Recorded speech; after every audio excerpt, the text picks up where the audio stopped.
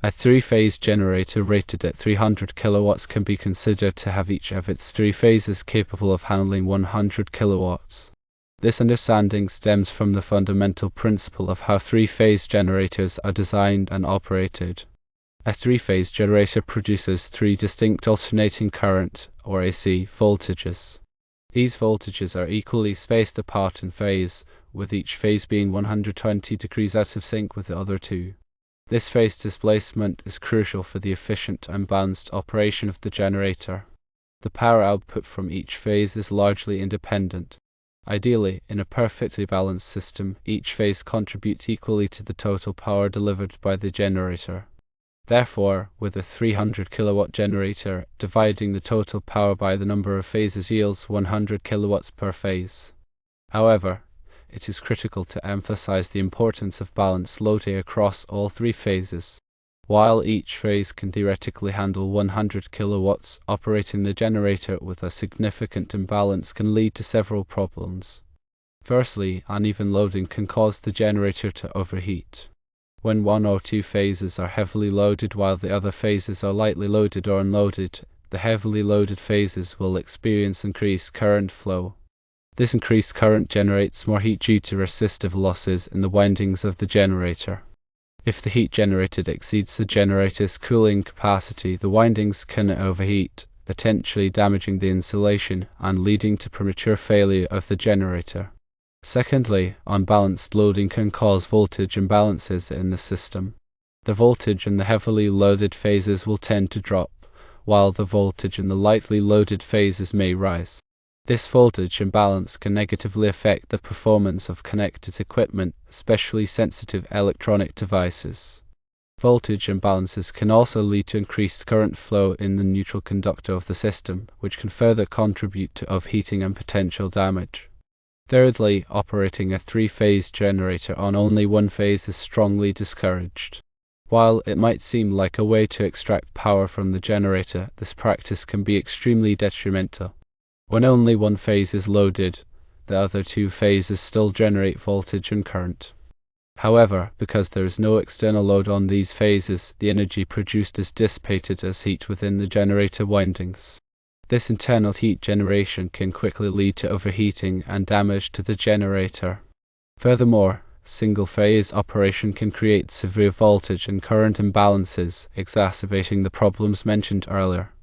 To ensure the safe and efficient operation of a three-phase generator, it is essential to distribute the load as evenly as possible across all three phases. This means that the power drawn from each phase should be approximately equal. Proper load balancing minimizes the risk of overheating, voltage imbalances, and excessive neutral current. When planning the electrical system and connecting loads to a three-phase generator, several factors should be considered to achieve optimal load balancing. One consideration is the type of loads being connected. Resistive loads, such as heaters and lighting, tend to be more balanced than reactive loads, such as motors and transformers. Reactive loads can introduce phase shifts and imbalances in the system. Another consideration is the size and distribution of the loads. It is generally better to have several smaller loads distributed across all three phases than to have one large load connected to a single phase. This helps to even out the load distribution and minimize imbalances. Also consider using a three-phase power analyzer to monitor the current and voltage on each phase. This allows you to identify any imbalances and take corrective action. If significant imbalances are detected, loads can be redistributed to better balance the system. In some cases, it may be necessary to add additional loads to the lightly loaded phases or to reduce the load in the heavily loaded phases. When connecting single-phase loads to a three-phase system, it is important to distribute them as evenly as possible across the three phases. This can be achieved by alternating the phases to which the single-phase loads are connected. For example, if you have several single-phase lighting circuits, you can connect them to different phases to balance the load. Furthermore, regularly inspect the generator for any signs of overheating or damage. Check the temperature of the windings, the condition of the insulation, and the tightness of the connection. Any abnormalities should be addressed promptly to prevent further damage. In addition to load balancing, It is also important to ensure that the generator is properly sized for the application. The generator should have sufficient capacity to handle the total load connected to it, with some margin for future expansion. Overloading the generator can lead to overheating, voltage drops, and potential damage. Moreover, follow the manufacturer's recommendations for operation and maintenance. The manufacturer's manual provides important information about the generator's capabilities, limitations, and maintenance requirements. Adhering to these recommendations will help ensure the safe and reliable operation of the generator. In summary, while it is conceptually correct to consider each phase of a 300 kilowatt three-phase generator as being capable of handling 100 kilowatts, it is crucial to maintain balanced loading across all three phases to prevent overheating, voltage imbalances, and potential damage to the generator. Proper load balancing, regular monitoring, and adherence to manufacturer's recommendations are essential for ensuring the safe and efficient operation of the generator. Understanding the principles of three-phase power and load balancing is crucial for anyone working with three-phase generators. The three phases are typically labeled as A, B, and C, or sometimes as 1, 2, and 3. Each phase carries an alternating current, and the voltages between the phases are 120 degrees apart. This phase difference is what allows three-phase power to deliver a smoother and more consistent power supply compared to single-phase power. Single-phase power pulsates, whereas three-phase power has a more constant delivery of power. This is why three-phase power is used in industrial applications where a constant supply of power is needed. When connecting loads, aim for equal distribution across the phases. This means that the amount of current drawn from each phase should be as close as possible to the same value. In practical scenarios, achieving perfect balance might not always be possible. However, the goal is to minimize the imbalance to an acceptable level. Most electrical codes and standards specify the maximum allowable imbalance. For example, the National Electrical Code, or NEC, and other regulatory bodies often specify limits on voltage and current imbalances. These limits are typically expressed as a percentage of the average voltage or current. Exceeding these limits can lead to problems such as motor overheating, reduced equipment life, and increased energy consumption. Voltage imbalance can be calculated using the following formula. Firstly, calculate the average voltage. This is done by summing the voltages of the three phases and dividing by 3. Secondly, find the maximum deviation. This is the largest difference between any of the phase voltages and the average voltage. Thirdly, divide the maximum deviation by the average voltage and multiply it by 100 to express the imbalance as a percentage. Current imbalance is calculated in a similar way. Firstly, calculate the average current by summing the currents of the three phases and dividing by 3. Secondly, find the maximum deviation, which is the largest difference between any of the phase currents and the average current. Thirdly, divide the maximum deviation by the average current and multiply it by 100 to express the imbalance as a percentage. There are several techniques that can be used to improve load balancing. One technique is to carefully plan the connection of single-phase loads to the three-phase system. Instead of connecting all single-phase loads to the same phase, distribute them evenly across the three phases. This can be achieved by alternating the phases to which the single-phase loads are connected. For example, if you have several lighting circuits, you can connect them to different phases to balance the load. Another technique is to use three-phase loads whenever possible. Three-phase loads, such as three-phase motors and transformers, inherently draw balanced current from all three phases. By using more three-phase loads, you can reduce the need to balance single-phase loads.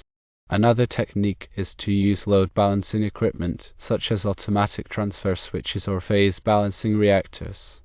These devices can automatically adjust the load distribution to maintain balance. Additionally, using power factor correction can improve the efficiency of the electrical system and reduce current imbalances. Power factor correction involves adding capacitors to the system to offset the effects of inductive loads such as motors and transformers. This reduces the amount of reactive power that the system must supply, which can lower current imbalances. Regular monitoring of the electrical system is essential for maintaining load balance.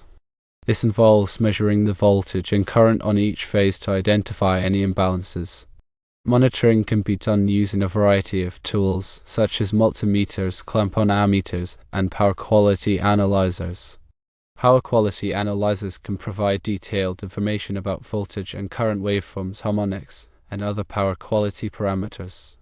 This information can be used to diagnose the cause of imbalances and identify corrective actions.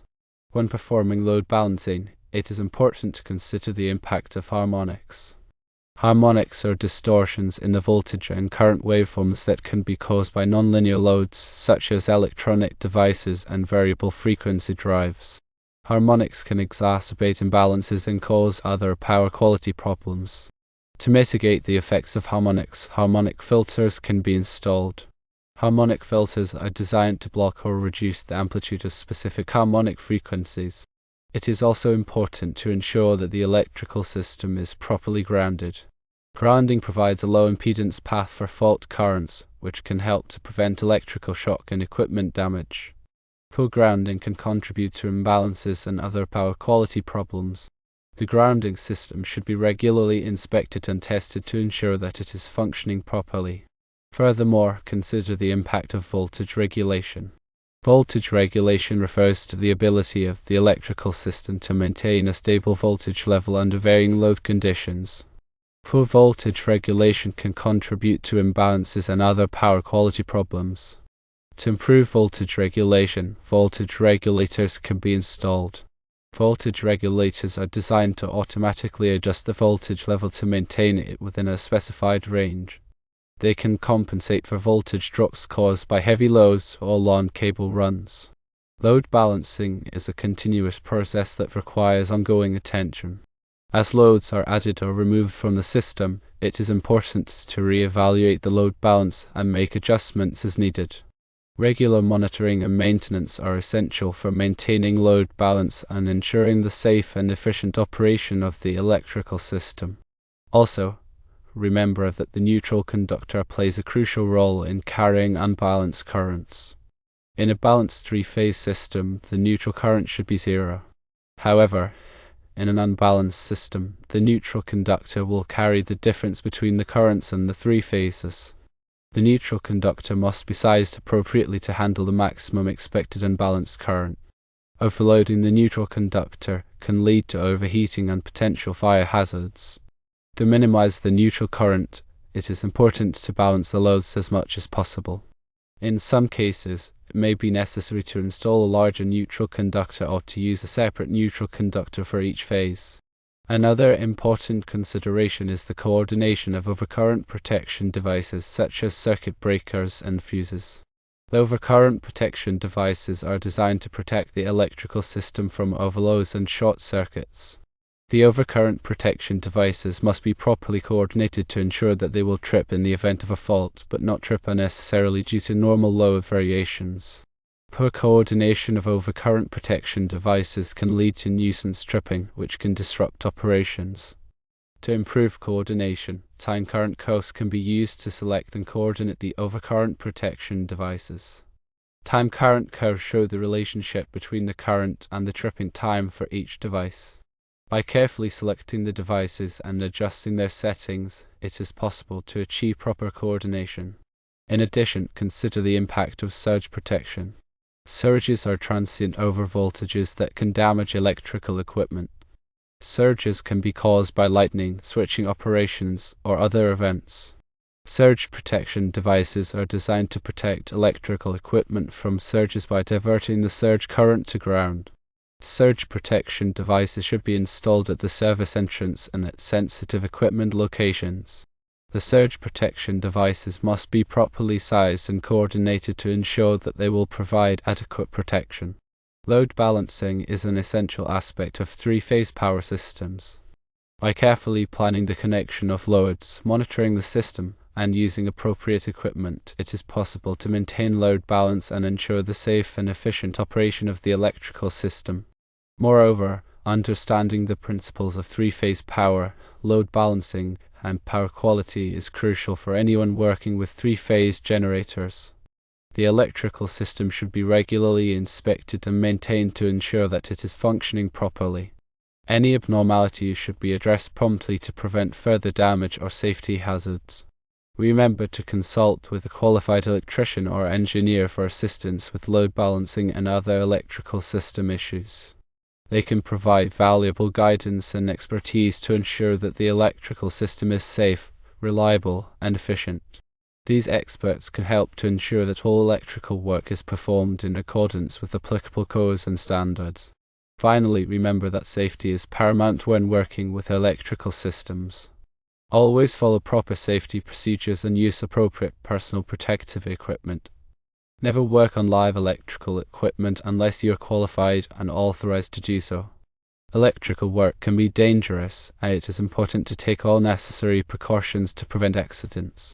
In closing, always prioritize safety, adhere to best practices, and seek expert guidance when dealing with electrical systems and generators.